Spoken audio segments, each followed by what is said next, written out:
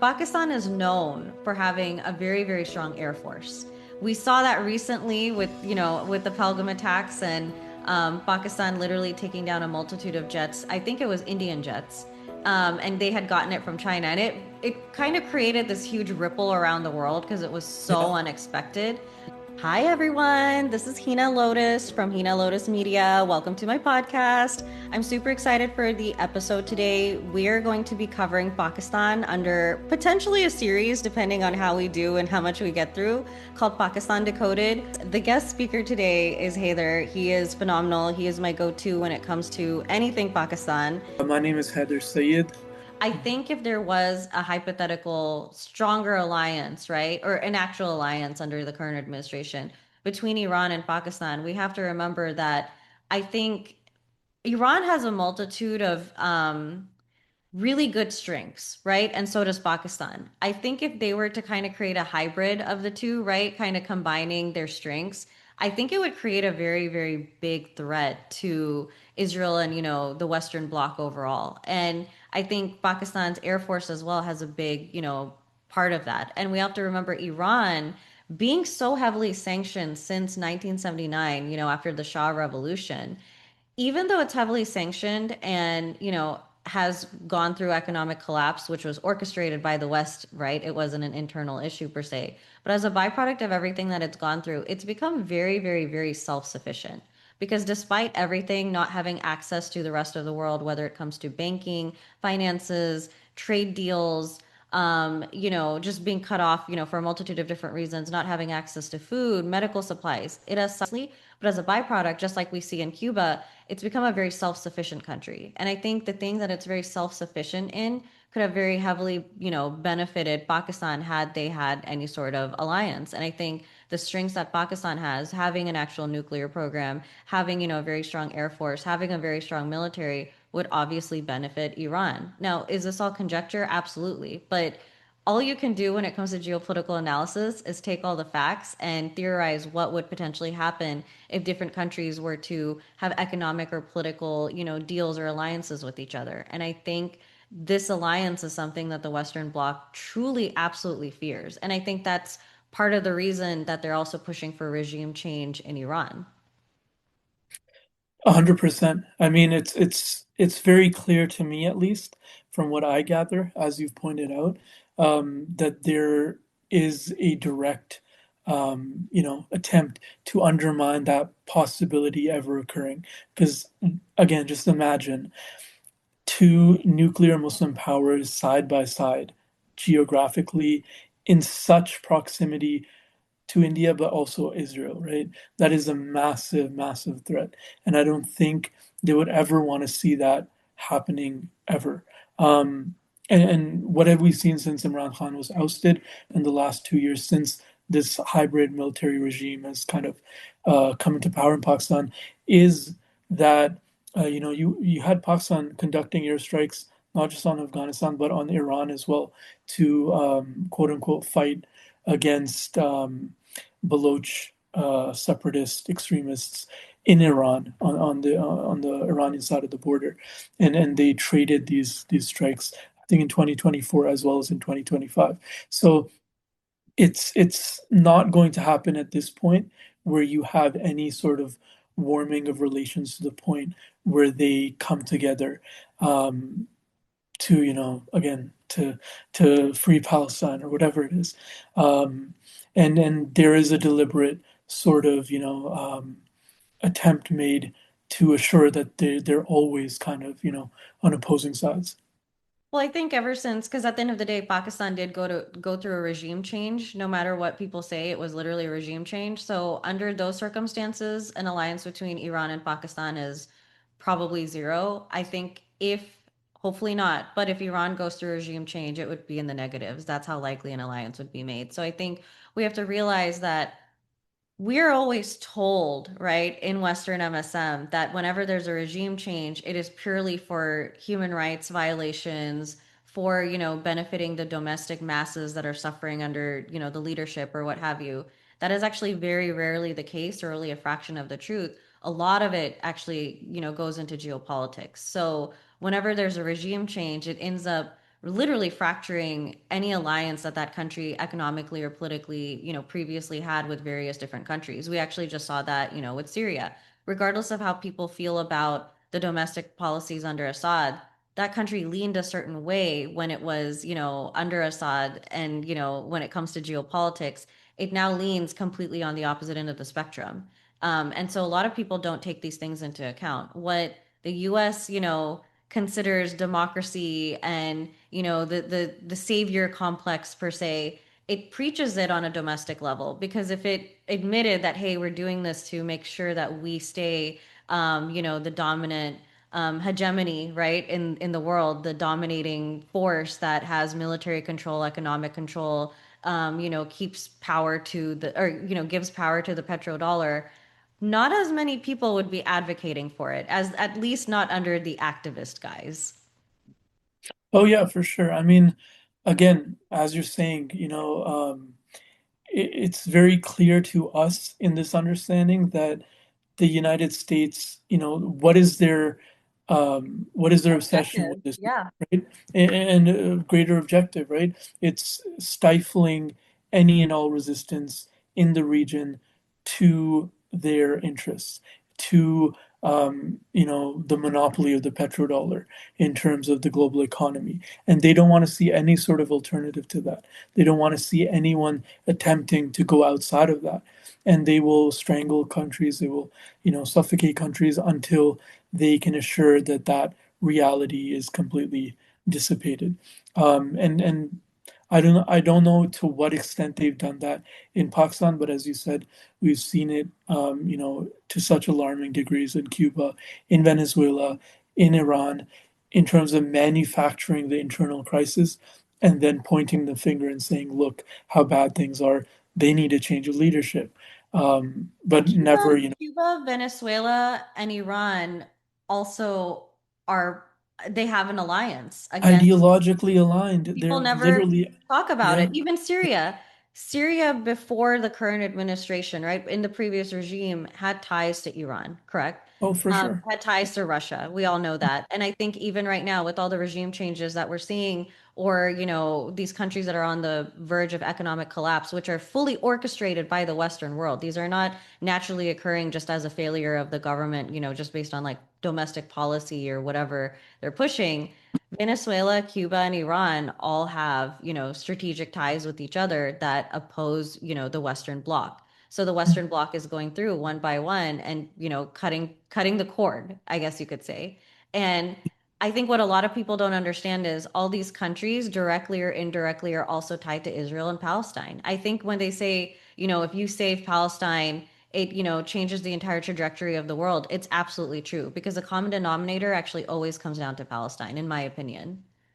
I I've seen it so much, especially in the last what is it, 2, 3 years now, how things quite literally tie back to Palestine in some way or another. And it is the, as you said, common denominator in so many issues and so many struggles. Because what did we see just a few days ago?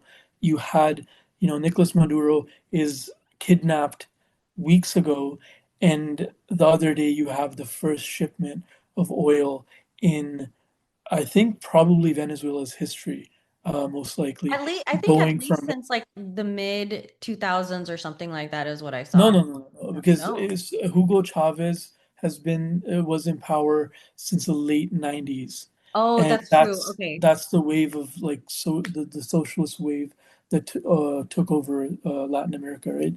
So I don't believe their oil production was at such a high level before that. He kind of did he kind of developed that for them, but but yeah, the fact that you have a shipment going to Israel, which is so unnecessary, right? Because they can get their oil, they do get their oil from wherever else, going from Venezuela to Israel, as I'm sure just as like a symbolic thing and just as a sign as okay, this is what this new administration is going to do, and what does it coincide with the whatever the attaché that the United States sent to Venezuela, the other day to meet with the with Delcy Rodriguez's government, and they talked about prosperity in the future and all that good stuff. But it's yeah, it's so prevalent because you see this happen again and again. One of the first things, and even within the Venezuelan opposition during the last election, the Venezuelan opposition leaders are on TV. They're going on Israeli media, and they're saying the first thing we're going to do if we come to power, the first thing on our agenda is not only opening up diplomatic relations with Israel, but like putting the embassy in Jerusalem, And that's things like that. that's their equivalent of like what we're seeing develop in the Swana region with the Abrahamic Accords. It's not very different, right? It's the exact No, same no, thing in no, my no, opinion. and it So that's has been there has been talk like there's a hypothesis that just as there was the Abraham Accords, there is something specifically for Latin America in the works to basically assure that they are on the same footing as the rest of the Western world when it comes to Israel. But again, as you were saying, about the axis of resistance, what's the other side of this? The other side of this is normalization with Israel, right? You have countries like Qatar, you have countries like Kuwait, UAE. who UAE, of course, right? They've normalized. But what I'm saying is like countries like Qatar that say they are not. They don't diplomatically engage with Israel. They don't recognize Israel, whatever it is, right? But from American military bases in Qatar during the whole of the genocide, you had weapons leaving those bases and going to Israel to kill Palestinians in Gaza. Like that is insane when you think about it, because the official stated policy of Qatar, of Kuwait, and a number of other Gulf countries is that they don't engage with Israel. But what could be more of a greater engagement than that, right? And that's the objective, that's the end goal in terms of even when we come back to Pakistan, is warming those ties. As you said, Pakistan, as Azerbaijan has those formidable economic relationships with Israel, and now if Pakistan is going and signing 25 trade agreements to entrench themselves with Azerbaijan as well, that only bridges that gap. That only creates further ways in which Pakistan can ultimately, um, you know, normalize ties or have those sort of similar economic relations with Israel in the future too. And the blueprint again is there with the Abraham Accords. It's so it's just in your face, right? And people still talk down like, oh, that's never going to happen. That can never happen. I But mean, it's literally happening day by day, right? We're getting closer and closer to it, and that's the thing. People underestimate how quickly geopolitics changes. It literally changes minute by minute. Like Heather and I are literally like messaging each other like every 5 minutes, like, "Hey, did you see this? I don't know if we can, still stick to the theory we had yesterday because this changes everything." And this is for like two people who like, look at geopolitics or like study geopolitics like a hawk, like obsessively, honestly. And even we, I think, collectively get struggle. borderline flustered, I think, by how much it changes daily. But that's the thing. Geopolitics is in such a state right now where it's changing daily, and everything is, I think, in my opinion, directly or indirectly leaning towards normalizations with Israel. And that's despite the fact that the entire world has seen this documented genocide through social media and news over and over again. And despite all the proof that we have, all the videos that we have, all the carnage that we have seen, all the bombs we have seen, all the human rights violations that we have seen, the fact that people are finally defining it as a genocide when we knew it was a genocide from day one. We don't need a vocabulary word to tell us what we've seen and the numbers that, have increasingly grown. But at the end of the day, normalization with Israel, I think, is the Western Bloc's number one, it's the number one thing on their agenda. There's no way around it. But let's get off the topic of Iran and go to the other side of the spectrum, Saudi Arabia. Why don't we discuss relations between Pakistan and Saudi Arabia? Because there's been a lot of developments, I think, in the last few months between those two countries, and it's not discussed enough, especially with the role that Saudi Arabia specifically plays, with the Western Bloc, as well as against the interests of the axis of resistance and the Muslim world as a whole. Yeah, I mean, it really is underplayed, and I always go back to the fact that, again, this isn't really talked about, but one of the underlying reasons that the resistance in Gaza gave as a reason to why they orchestrated the October 7th attacks was because they had intel that said that normalization, or at least recognition from Saudi Arabia on the part of Israel, was imminent. It was imminent in those days. And if you would remember, in the 2 months preceding that, India and Saudi Arabia had signed a deal that was brokered by the United States, where they were building a trade route that would go from India through Saudi Arabia, or through the UAE, Saudi Arabia, through the Gulf, all the way through the port. It had earmarked as a port in Gaza, and then on to Greece and Europe as a new sort of economic corridor to rival China's um, Belt Road initiative. And so that for me was very alarming, because there must have been something in the works.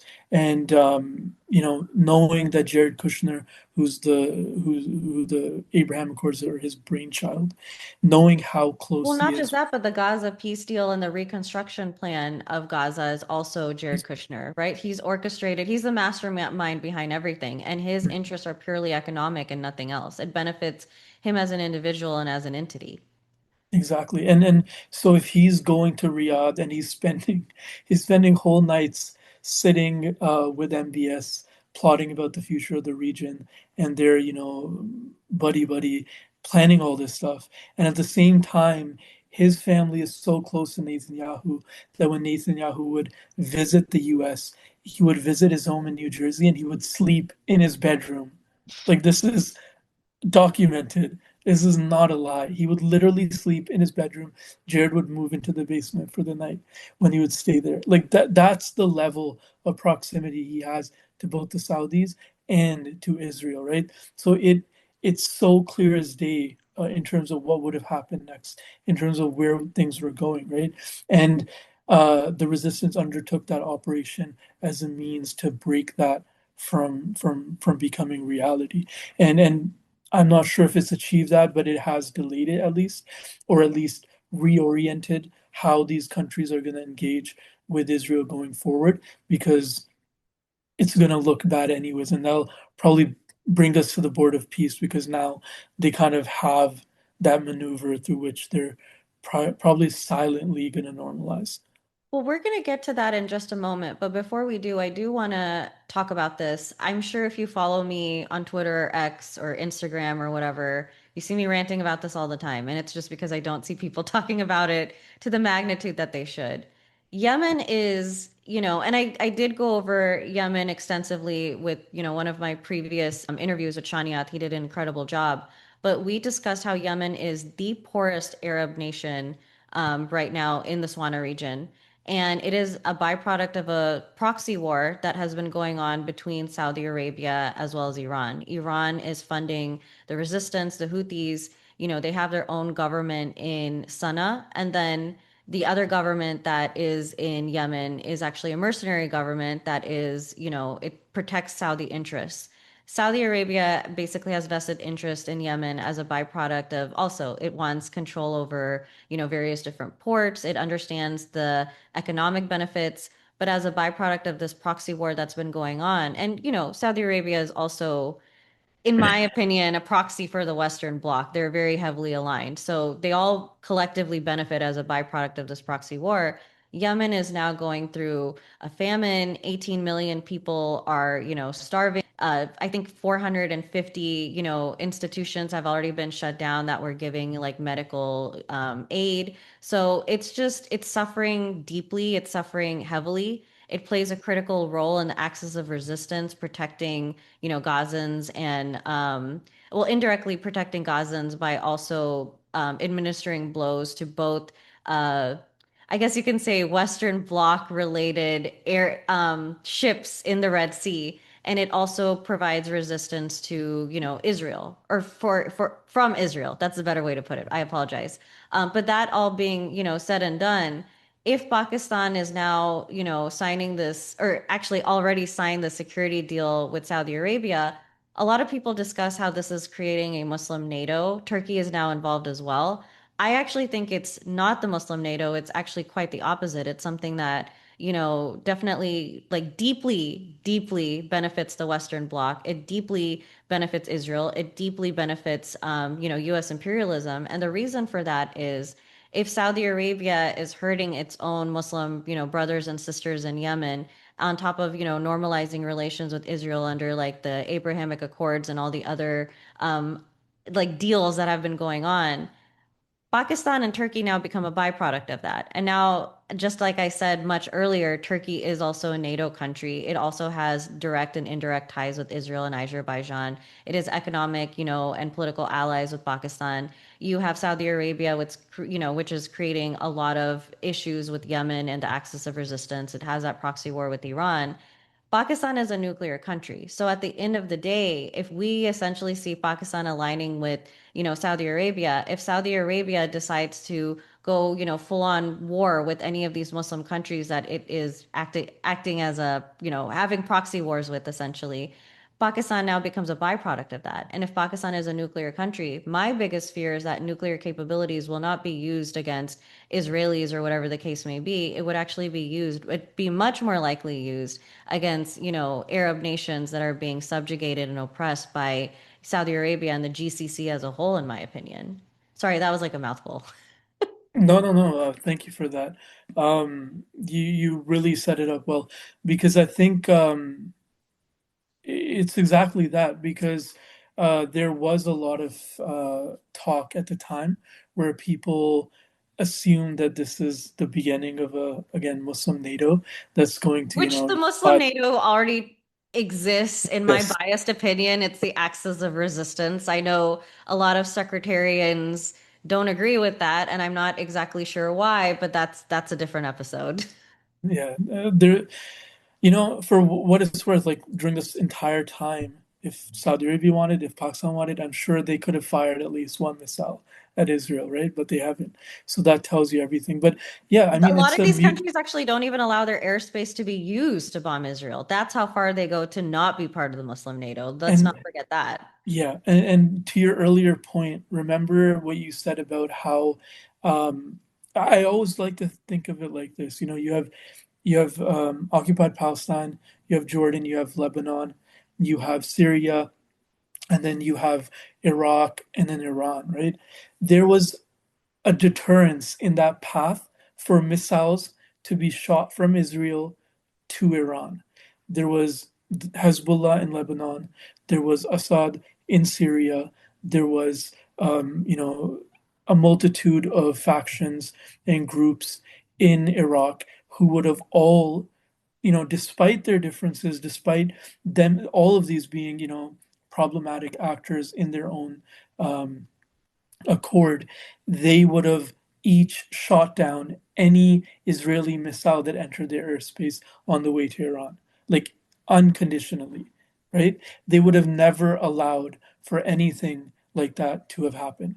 And the fact that you had, for whatever his the grievances that Syrians legitimately have towards Assad, I'm not going to get into that, but the fact that he was ousted and that creates a power vacuum or whatever, and you have a more sympathetic government come in Iraq where they've been completely neutralized, in Lebanon where Hassan Nasrallah was assassinated, where the top brass of Hezbollah was taken out. Um, it creates a direct, clear path for Israel to, undeterred, as we saw in the 12-day war last summer, for those missiles to go and hit Iran. Um, and it's unfortunate and it's sad to see because it's the same pitfall every single time. It's No, the there's same, no we in this. There's no we. At least between you and the other people, I. Yeah. everyone else except the both of us. Yeah. But No, it's just it's so it's I think we're depressing gonna to have to see. change the episode's name from Pakistan Decoded to like Geopolitics Decoded at this point. We're going through everything at this We point. are. We Uh, literally are. but yeah, Which, no, by the so way, like please don't listen to everything Al Jazeera says. That is Qatari MSM, and we went over why Qatar is not a neutral party for all intents and purposes. that was needed. That was needed. Yes. Um, Not sponsored by Al Jazeera. Thank you. oh my God. No, but as you said, yeah, like it's it's clear as day what's happening, and now you have that pathway that's cleared up to strike Iran, to confront Iran, and And just like I I had said, and I didn't mean to interrupt you, or I kind of did. I think this is just where we're at this point. that's But fine. I think just like we were talking about as Pakistanis, it is it is our responsibility and our like one of our obligations to call out when we're on the wrong side of history. One of those moments was definitely the Bangladeshi Liberation War.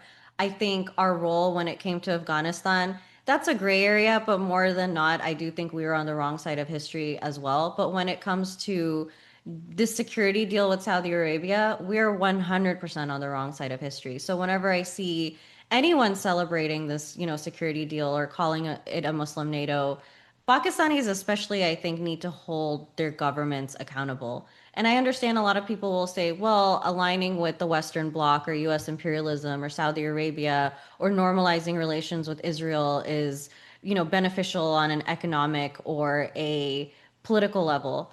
I personally view geopolitics through the lens of ethics, so I never really agree with that. But even if that is someone's take, especially someone that is Pakistani, we have to remember what was the example that we were discussing in the very beginning. Pakistan was aiding the US, right, when it came to Afghanistan, right? The war on terror, the war on Afghanistan between the US and Afghanistan was, Pakistan was a US proxy in that entire ordeal. I don't think the US could have done it without Pakistan's help. Now, for all intents and purposes, you would think that that would, the US would make sure that Pakistan would not be harmed. But what essentially happened? Afghanistan was getting bombed, right? With impunity, may I add. But Pakistan was being droned as well. At the end of the day, when you align yourself with imperialism, with genocide, with Israel, with the Western Bloc, with NATO, with colonialism, with imperialism, with empire, time and time and time and time and time again, not only does it go against the teachings of Islam, not only does it go against the best interests of the Ummah, not only is it not a Muslim NATO, but quite the opposite. But at the end of the day, it will screw you over one way or the other. It just always does. Until US alliances or US intervention has some sort of success story, which it never has, and in my opinion, never will, you're on the wrong side of history and it's going to bite you one way or the other. Either way, whether you look at it ethically or geopolitically, logically, spiritually, in any capacity, it's not the right move. And I will die on that hill. No, it's the only hill to die on, honestly, because people they really do fail to understand this. Not and not even in some complicated way, in the most basic comprehension of what we're allowing to happen to ourselves. Because when you engage with these colonial regimes, when you engage with these imperial powers, the blowback is the same every single time, right? Um, and again, to bring back Imran Khan, this was one of the major talking points that he had from very early on in terms of making his political career was that you can see the repercussions for Pakistan in assisting U.S. terrorism in Afghanistan, right? That's actually the You right way to see, put it. of course, but you see how violence became so commonplace in Pakistan, and once that happens, when you can't even go into a public setting on a weekly basis because of this threat, it isn't going to allow anything else to advance in the But you know country. why that is? The imperial boomerang works both ways. Just like we've been discussing the imperial boomerang in terms of, the US funding sanctions, or not funding, but creating sanctions, embargoes, proxy wars, actual wars, destroying countries, bombing them, genociding, individuals and ethnicities, committing ethnic cleansing, committing like human rights violations. I mean, the list goes on and on. We are now seeing what exactly happens as a byproduct of that being in like the subconscious of Americans, with it now happening domestically with ICE and police brutality. And I mean, the list goes on and on. But just like imperial boomerang works in terms of what the US did, and now it's something that we're seeing on US soil, and what we've actually seen for a very long time on US soil, but it's become accelerated.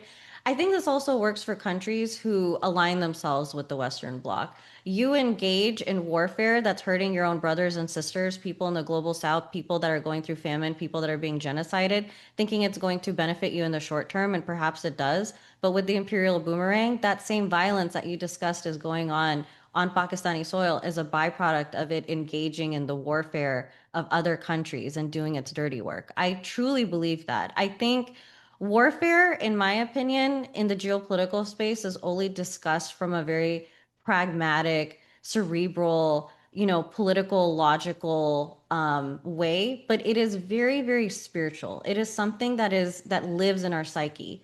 And it definitely like I think it determines the ethos of an entire country. What you do overseas is always going to affect you and your brothers and sisters and your neighbors at home. It's just the way that it works, and I think this is an angle that needs to be discussed more often.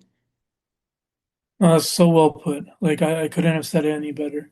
Again, people fail to understand the patterns that are right in front of them. And it's apparent, as you said, both ways.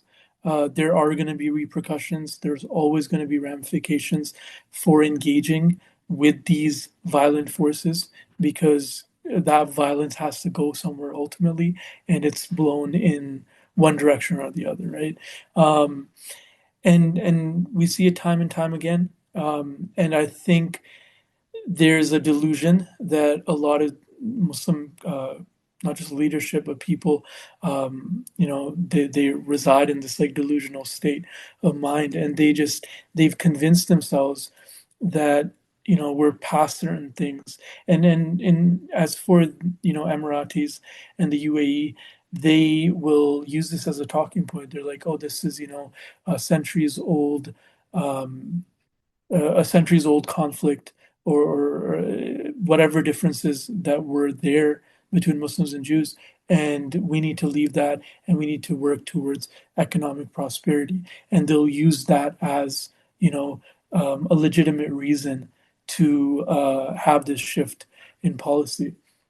And I think for just about any country, Which right? is so, but it's so ballsy of them to say that. Granted, the fact that genocide is being accelerated in the here and now. If it's something that's a century old, then the deaths would have been a century old, right? But No, but we're they not doing they're that. out there and now they're talking on behalf of the Israelis. The Israelis don't have to justify their actions anymore because you I, have I these saw people I saw a and meme. they're Okay. yeah. I saw a meme or a tweet and it said politically incorrect, but I mean, nothing is going to be 100% politically correct at the end of the day. It was like the UAE is Israel with Arabic subtitles. And there's just no other way to put it at this point. If that was a foreign policy take, it's a very accurate one. No, it's true. Like you go there and they're almost more Israeli than the Israelis are. Yeah. Like, why are you doing this? I don't know. But it's just it's yeah, it's some sort of psychological warfare or the byproduct of it because it's I don't know. It's crazy to see, right? And Byproduct or and do byproduct? No, I'm just kidding. Go on. good. That's a good. But no, but it's just it's prevalent, across the Muslim quote unquote ummah because people are they're becoming more and more susceptible to this point that maybe it's not so bad Or maybe to this isn't our problem, or they're intrinsically racist, which goes against Islamic teachings, or they're politically, sorry, I'm just trying to think of very diplomatic ways to put this. I think we're past diplomacy now. Yeah, I think there's intellectual dishonesty, there's cognitive dissonance, there's racism, there's sectarianism, there is this belief that what you've seen happen time and time again to every country surrounding you is not going to somehow be imposed on you. There's a lack of awareness on the imperial boomerang. There's a lack of conceptualizing the fact that there's an afterlife and your goal should be to get to Jannah or whatever form of, I the think that's the positive last end one. of the spectrum Last one. there is. No, it's yeah. I mean, from what I see, mostly it's a lot of, oh, we just need to move past it, or like, yeah, that isn't our problem anymore. Even though when you look at what they want to do with Greater Israel, I was it's gonna just about come to for say that. everyone. It's gonna They come for forget that the Greater Israel Project literally include. encompasses the entire Swana region. Mhm. Mhm. And yeah, like again, why wouldn't? And one of the other points to this is the other side is that when you see what they've done in Gaza, right? You're gonna be like, oh, maybe I should just cut a deal with them because I don't want my people to face that, or what they're gonna do to Iran or have already done to Iran, right? So the repercussions on the other side are there for you to see as well. And so I think when we talk about like the Board of Peace, the reason a lot of these countries are, coming front and center to join is because they're buying into this idea that this will keep them safe. And it's enough of a reason because they've seen what Israel's capable of, what the United States is capable of. And again, all in the It's short-term thinking. I mean, it is for I sure. don't completely blame these countries because at the end of the day, I will say I have privilege sitting in the heart of empire and, talking about geopolitics, and I'm well aware of that. But on the same token, I don't look at geopolitics from I don't look at it as like a vacuum per se, or as they say, I look at geopolitics in a very long-term sort of way, right? And what do we build geopolitical analysis on? If you're studying geopolitics, you look at history, you look at culture, you look at like the ethnic differences between, various different factions and countries. You look at economic trade deals and alliances. And, I mean, it's all a very complicated way of saying that when you see patterns over and over again, suddenly theories are actually becoming truths. And that's not just in, in medicine. This isn't just in science. I think this also is something that should be talked about more in political science, right? Or in the world of geopolitics. Patterns that we have seen again and again and again in the long term are still applicable to things happening in the here and now. When people say, well, why would you want regime change in Iran? And they say, look at Libya, look at Iraq. Those are very viable examples of what could potentially happen and is very likely to happen to Iran. But people ignore that because for some reason they think this country is going to somehow be different. 100%. Once again, like I think I mentioned it to you last time we spoke about Imran Khan and how at one of the rallies right after he was ousted from power, he said that so he was speaking in past tense or whatever, but he said that they told him, they're like, stop talking about Kashmir and we'll make things easy for you. They said, stop talking about Palestine, and not only stop talking about Palestine, they said recognize Israel and imagine what we can do for you, right? And just so many of these points, they said, he also stated that they said, if you don't go to Russia, we're going to do this for you. So, as you were saying, these sort of conspiracy theories are now becoming conspiracy truths, or not even conspiracy, they're literally truths. And it's because They're the now pages playbook, in history books that are yet to be written, yeah, literally. and it's because the imperialist playbook is the same. Like they're going by the same account. They're doing the same thing that they've always done. They're using the same tactics. Their objectives are the same. So why wouldn't it be the same, byproducts in terms of what events occur in these countries, in global South countries? Why wouldn't it be the same, right?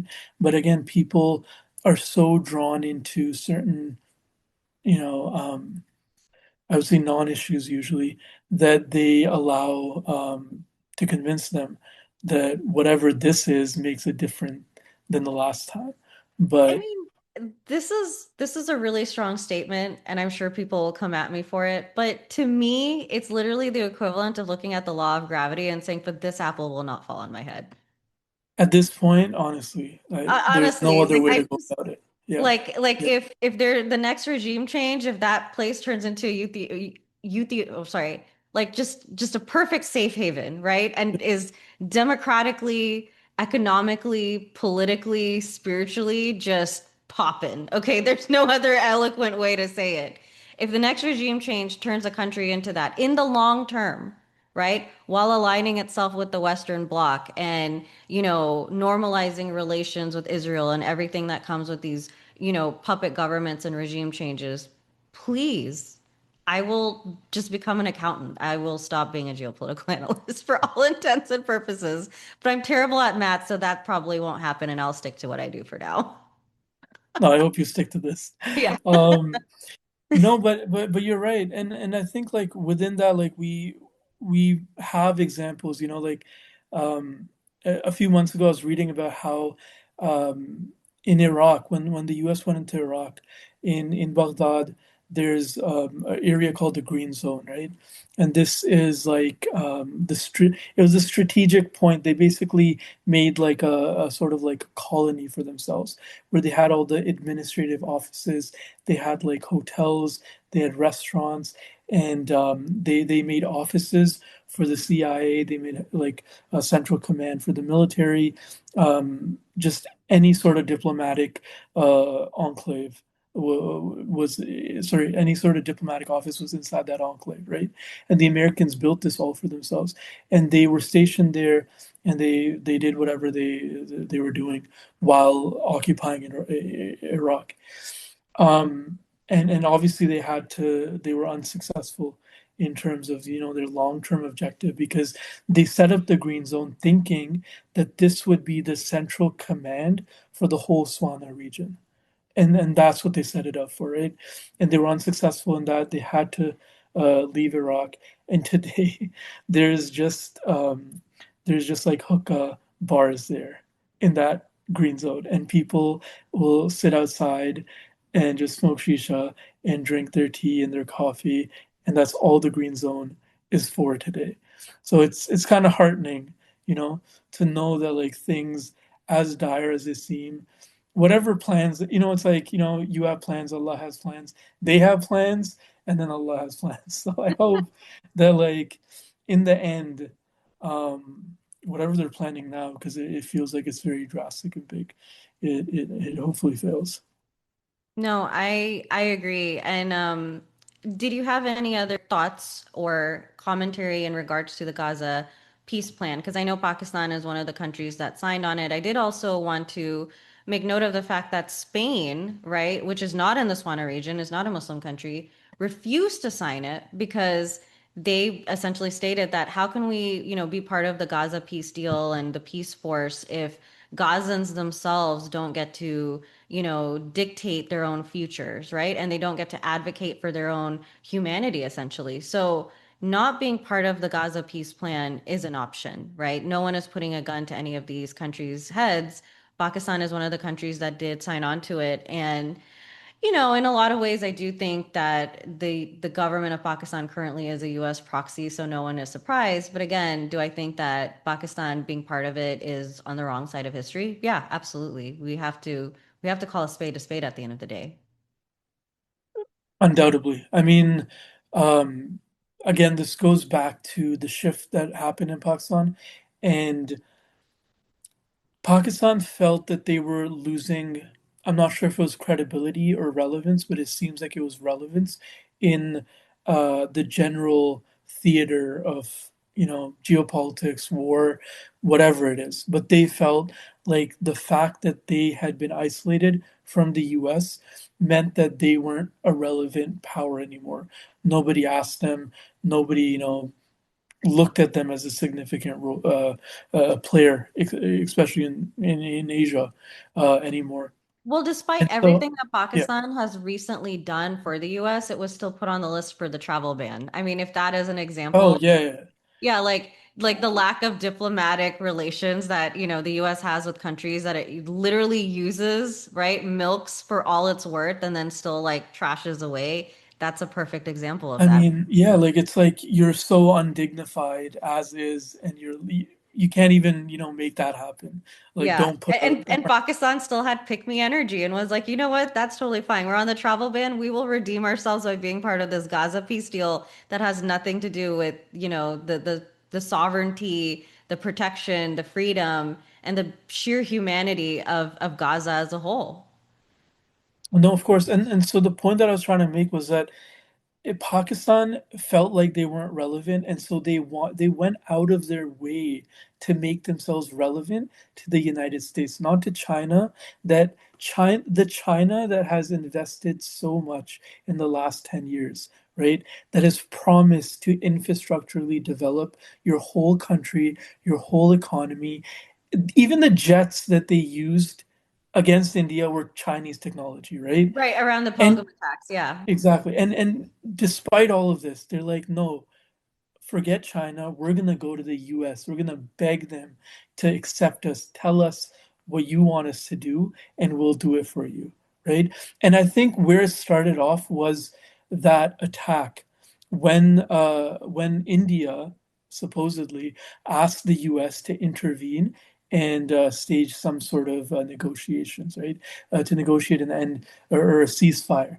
And at first, I remember clearly JD Vance was interviewed on the first day and he said, what concern is that of ours? Where, like what was the policy that they said they aren't gonna like meddle basically in any foreign conflict, right? And that it's America first. And so he's like, that's like, don't even ask me about that because I couldn't care less. Like, we're not even getting into that. And the next day, the U.S. Trump announces that they're, leading the negotiations to a ceasefire between Pakistan and India. And right as soon as that happens, Pakistan is like, this is such an incredible initiative of leadership from Trump. He should get the Nobel Prize for that, right? And that's basically where everything kickstarts because then I think Trump sees that this Pakistani regime is like they're ready to do anything. Like they will, you know, coat and glaze me in whatever I want. And from there and like the charm offensive, there's been so many other, meetings between Trump and the Pakistanis, and they've just been more and more diabolical to watch. Every We're recording this on Valentine's Day, so I do have to say this for all intents and purposes. Ladies, if you want to find the right get you one, a make man sure you like get a Trump, man that looks at you the way Asa Munir looks at Trump. like genuine Because I have never seen greater passion and love than Asa Munir's eyes when he looks at Trump. I mean, tell me if you disagree. I mean, it's a competition between Shabazz Sharif and Asim Munir, so it's either or. But no, it's just like it's so unnecessary the lengths they've gone to appease and glaze, Donald Trump, and it's ridiculous, right? It's It's literally got embarrassing. It's it embarrassing. is Like, it's a point like where you're like, why are they doing this, right?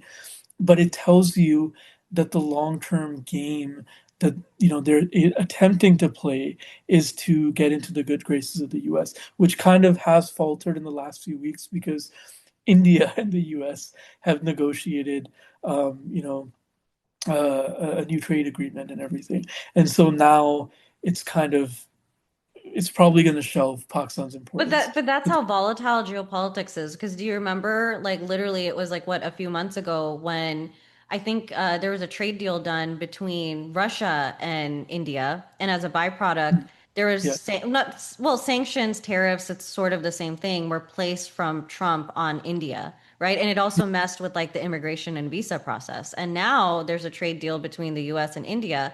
So that's the thing. It's just And it's also, like the sorry, on this point, I'm cutting in, but yeah. so as soon as the India and the US deal was announced, Pakistan actually engaged with Russia.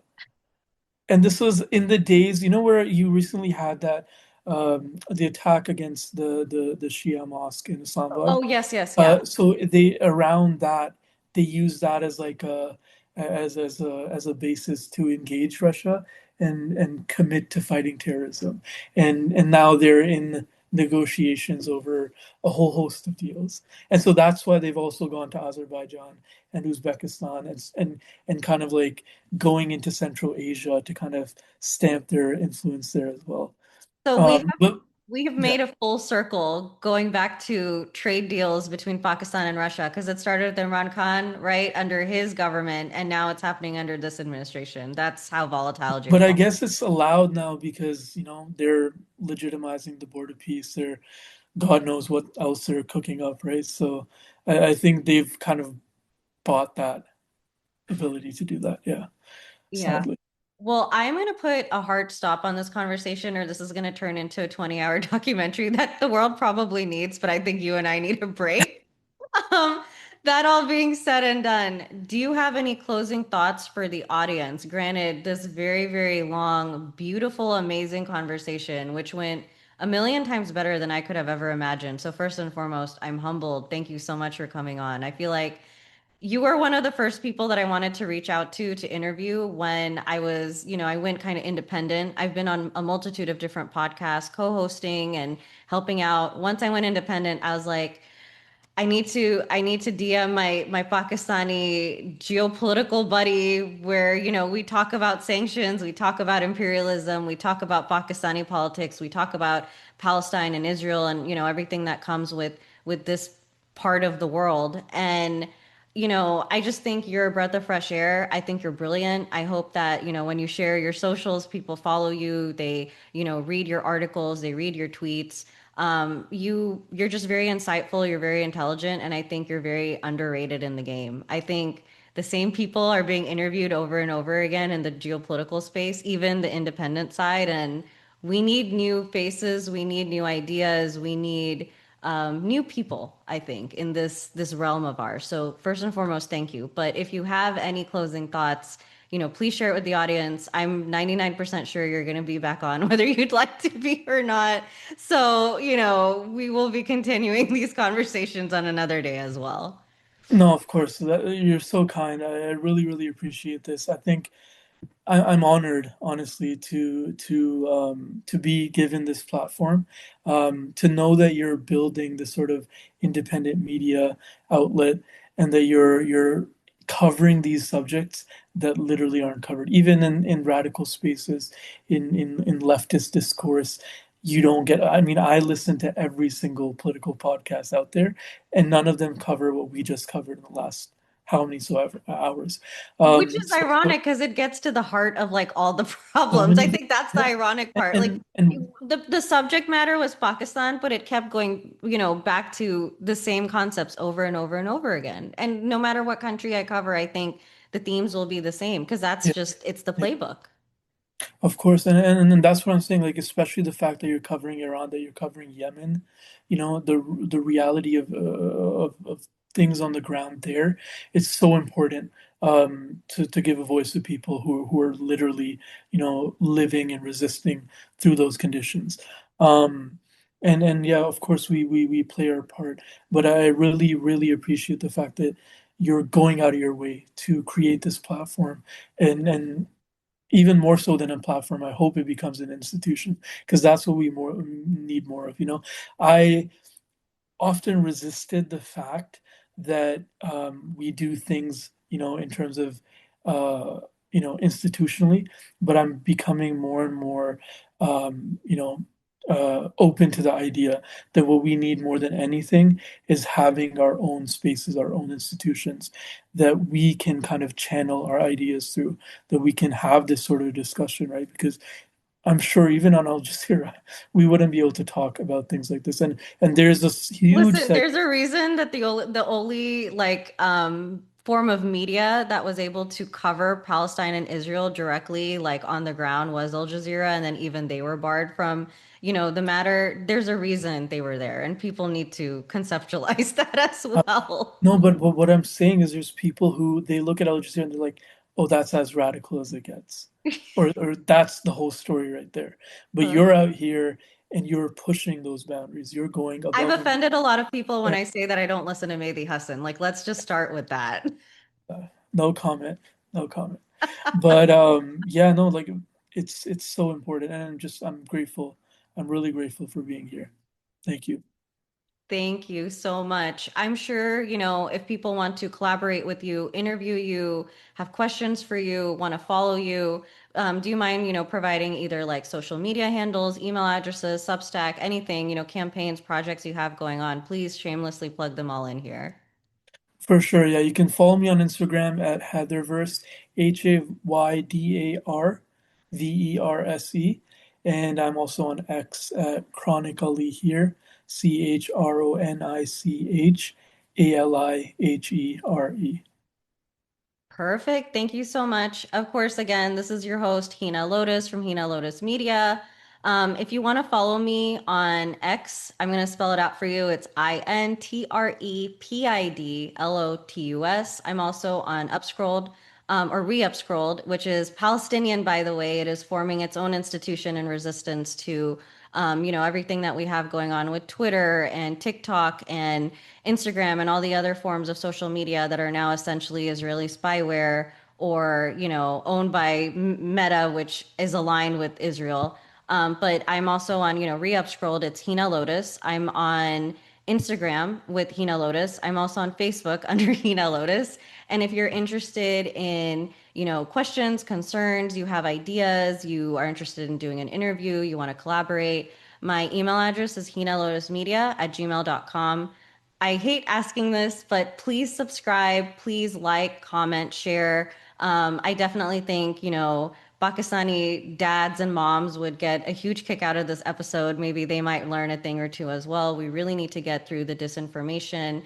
But, the quicker this platform grows, the easier I think it will be to get the right information to the right households, to the right people. And we have to remember that knowledge is only the first part, information is only the first part. I hope this creates resistance movements, it creates revolutions, it helps people get through all the disinformation, and I hope it plants a seed in people's hearts so they're able to kind of reconfigure the world of geopolitics. Not just politically speaking, but in my opinion, it should be a spiritual battle as well. So, if there's one thing that my platform will advocate for, it is to look at geopolitics not as the structure of power, but rather the redistribution of humanity, and also to understand the oppression, not just within our own communities, but adjacent communities. People who are oppressed, we have to learn from each other. Just the way that the colonial blocks, the Western blocks, all these empires, the colonizers, per se, the oppressors, have learned from one another to subjugate all of us. We need to collectively learn from the oppressed groups and people who are in adjacent communities so we can resist together and learn from each other and how other communities have done the same. So, thank you so much for tuning in. If you made it all the way through, please comment and let me know. You deserve all the gold stars in the world. We are signing off, and hopefully we'll catch you for the next episode. Thank you so much.